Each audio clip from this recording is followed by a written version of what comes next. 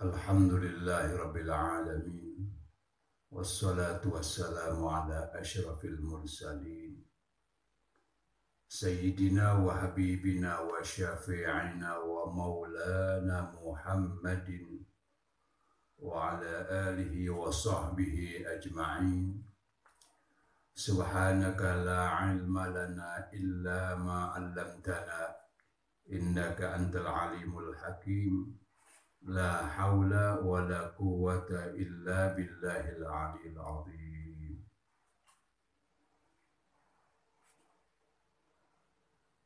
Para bapak dan ibu yang mengikuti pengajian ini yang saya hormati, as-shaimin as-shaimat, para santri, para alumni Pondok Pesantren Al-Mawaddah Ciganjur, as-shaimin as-shaimat rahimakumullah. Puji syukur mari terlebih dahulu kita haturkan kehadirat Allah Subhanahu wa taala atas karunia nikmat yang Allah berikan kepada kita, baik nikmat zahiriyah maupun nikmat batiniyah.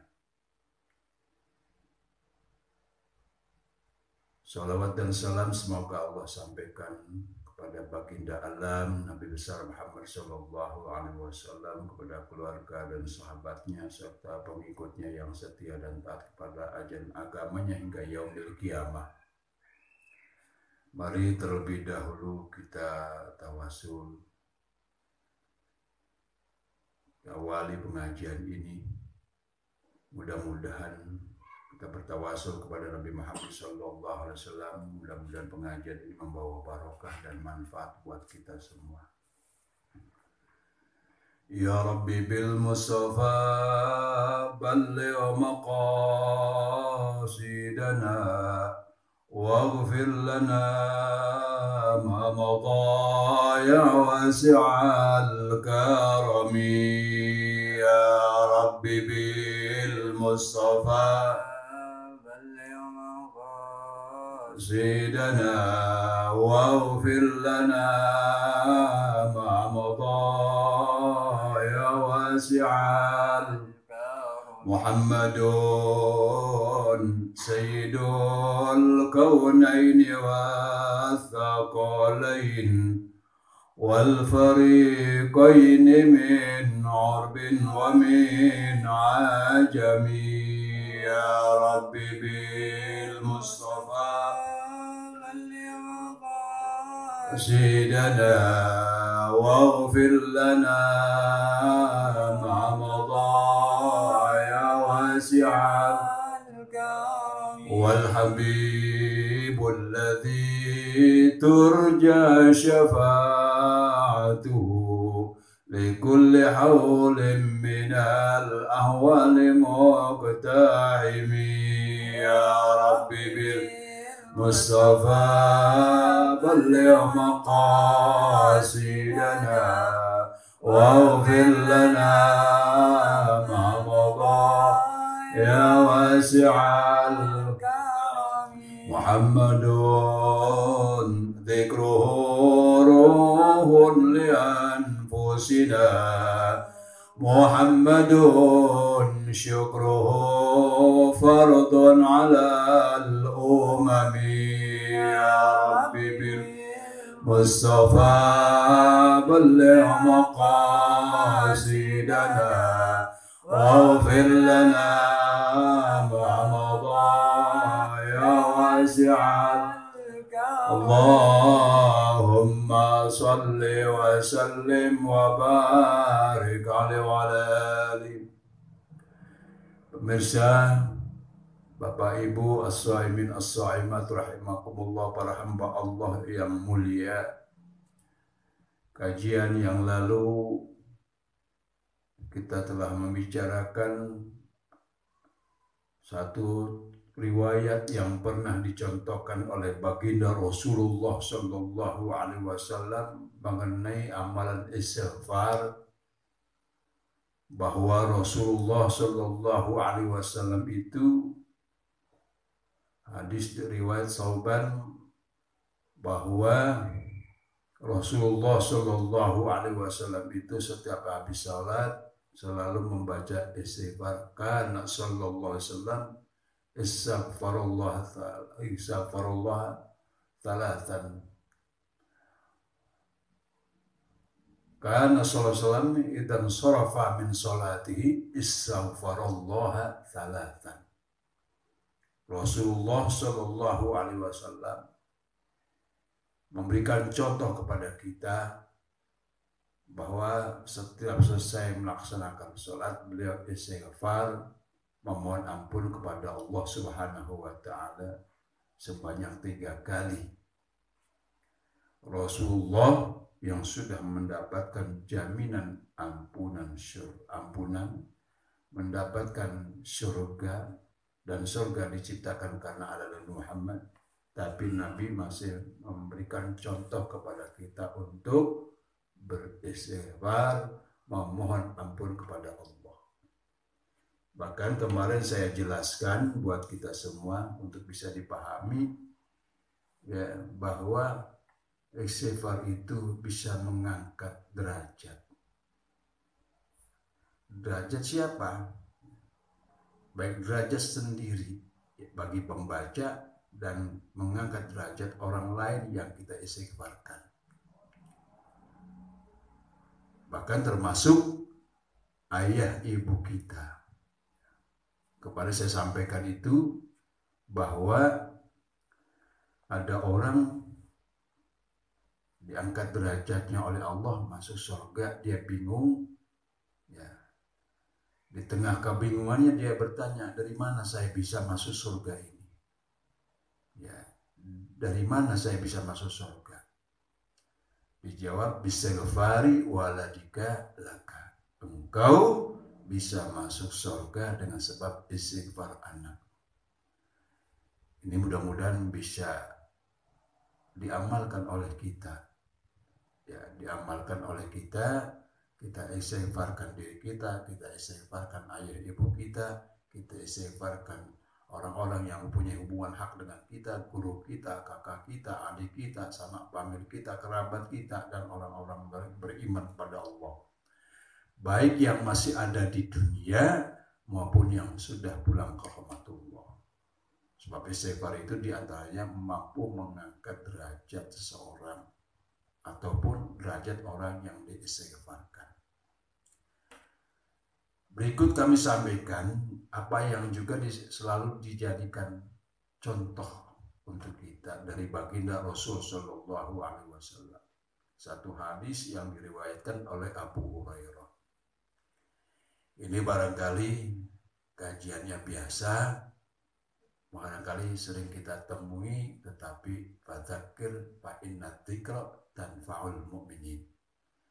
Saya mengajak untuk kita mengingat kembali, karena fa inna dzikra tanfa'ul mu'minin. Bagi orang yang beriman, saling mengingatkan itu sangat bermanfaat.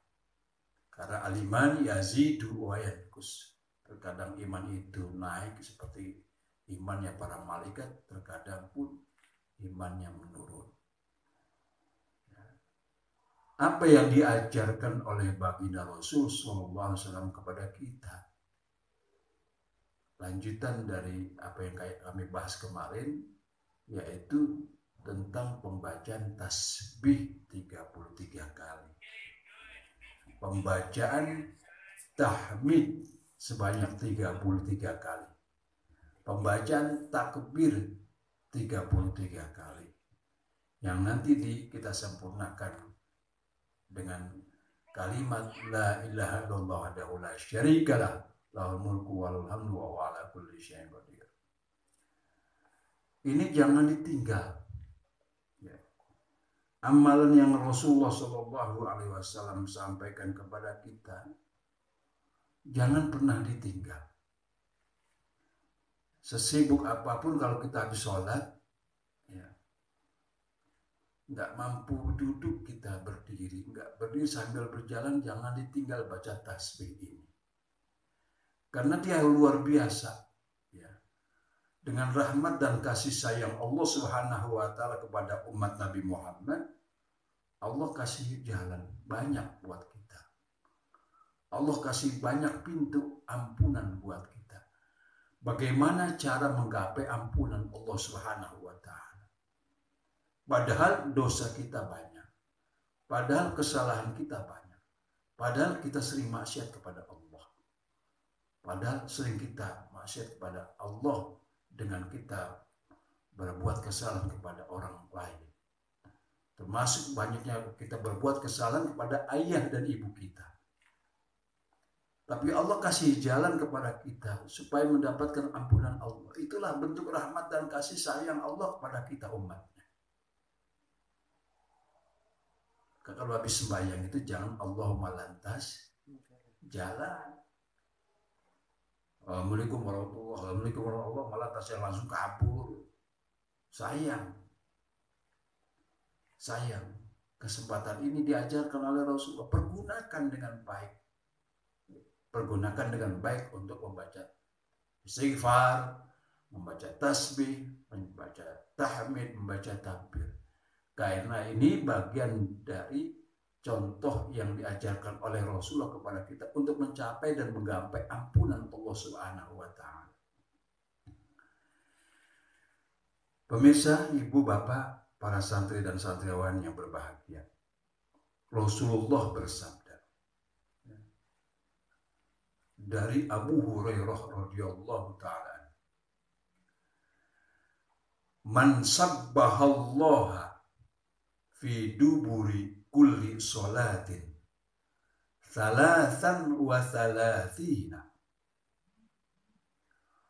wa hamidallaha thalathan wa thalathina wa kabbarallaha thalathan wa thalathina fatilka tis'atun wa tis'una thumma qala tamamal mi'ah la ilaha illallah wahdahu la syarika lah lahul mulku walul hamdu wa huwa ala kulli syai'in qadir gufirat lahu khatayahu wa in kanat mithla zabadil bahri gufirat lahu khatayahu wa in kanat mithla zabadil bahri.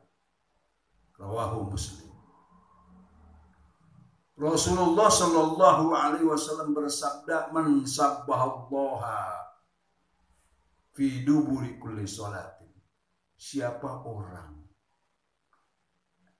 yang membaca tasbih setiap habis sholat? Berapa bacanya tasbih? Thalathan wa thalathina, sebanyak 33 kali. Subhanallah, subhanallah, subhanallah, subhanallah, subhanallah, subhanallah, subhanallah, subhanallah, subhanallah, 33 kali. Wa hamidallah thalathan wa thalathina, dan baca tahmid sebanyak 33 kali. Alhamdulillah, alhamdulillah, alhamdulillah, alhamdulillah, alhamdulillah, alhamdulillah. Wa kabbarallaha thalathan wa thalathina, dan baca takbir 33 kali. Allahu akbar, Allahu akbar, Allahu akbar, Allahu akbar, Allahu akbar, Allahu akbar. Maka kata Nabi, fatilka tis'atun wa tis'una, maka bacaan tasbih yang 33 kali, bacaan tahmid yang 33 kali, baca takbir yang 33 kali, jumlahnya menjadi tis'atun wa tis'una, 99 kali. Wa qala tamamal mi'ah, dan kemudian memberikan contoh menyempurnakan 99 menjadi 100. Kalimat penyempurnanya, la ilaha illallah wahdahu la syarikalah lahul mulku walul hamdu wa huwa ala kulli syai'in qadir. Perhatikan baik-baik apa kata Nabi. Orang yang membaca tasbih 33 kali, orang yang membaca tahmid 33 kali, orang yang membaca takbir 33 kali, ditambah dengan la ilaha illallah wahdahu la syarikalah lahul mulku walul hamdu wa huwa ala kulli syai'in qadir. Ini dibaca setiap habis sholat. Dibaca setiap habis sholat. Apa kata Nabi? Gufirat lahu khotoya. Orang yang baca ini mendapatkan jaminan Allah Subhanahu wa taala berupa ampunannya. Allah ampuni dosanya. Allah ampuni kesalahannya.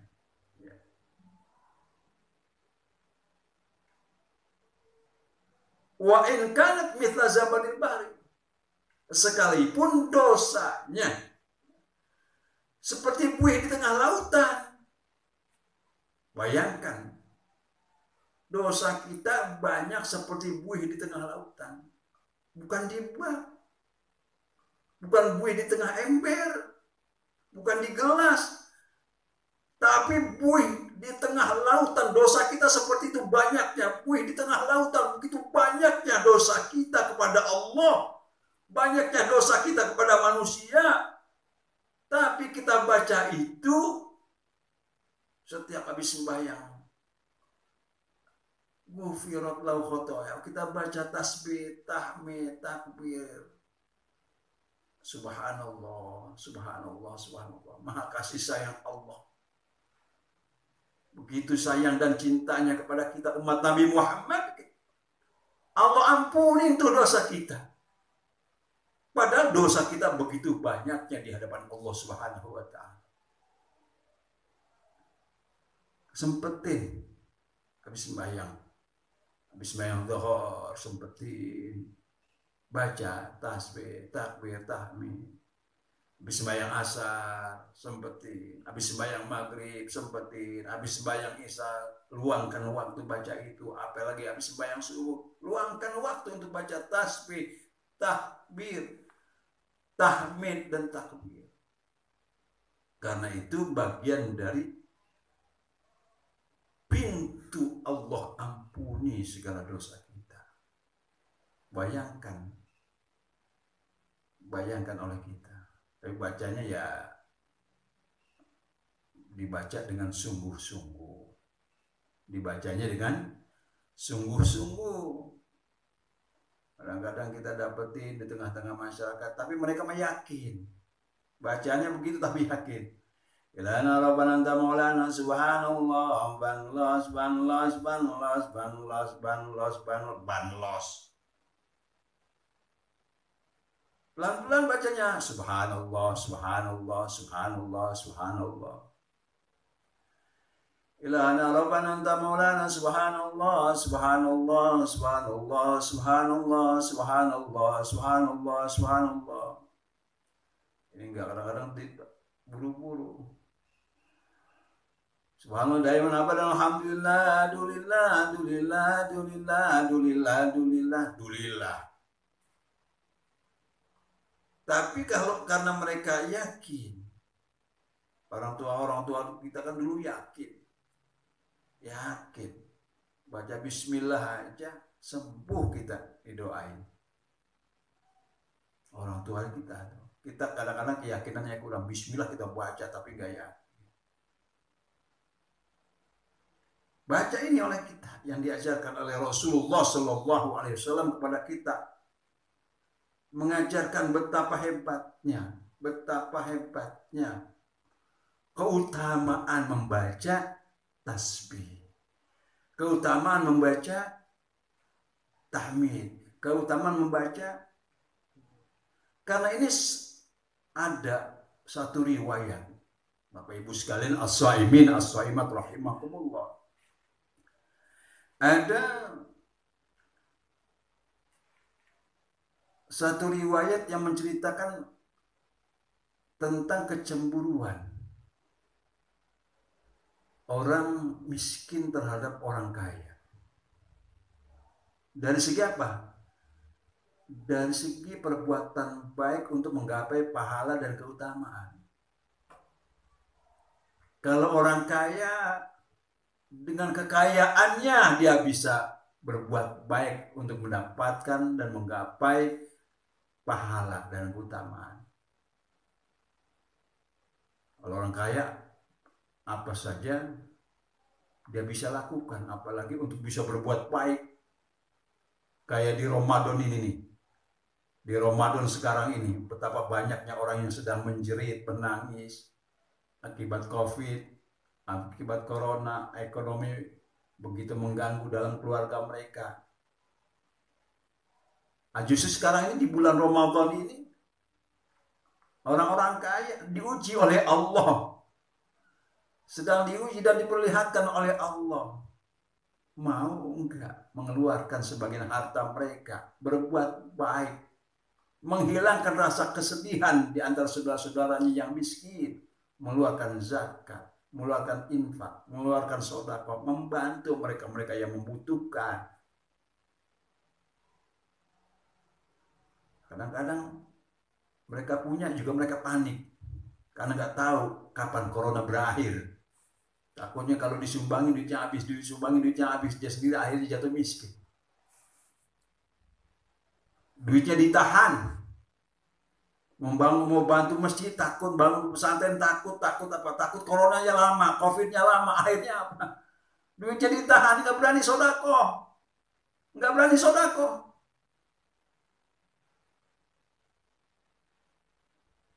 Orang kaya justru dengan kekayaannya bersedekahlah. Apalagi sekarang al-ujuru mudha'afa, pahala dilipat gandakan oleh Allah Subhanahu wa taala. Pahala dilipat gandakan oleh Allah Subhanahu wa taala. Wahai orang-orang kaya, lihat tetangga kamu. Lihat tetangga sebelah. Lihat anak-anak yatim. Lihat para fakir miskin. Perhatikan mereka makan apa tidak hari ini. Bagaimana buka puasa mereka, bagaimana makan mereka, bagaimana sahur mereka.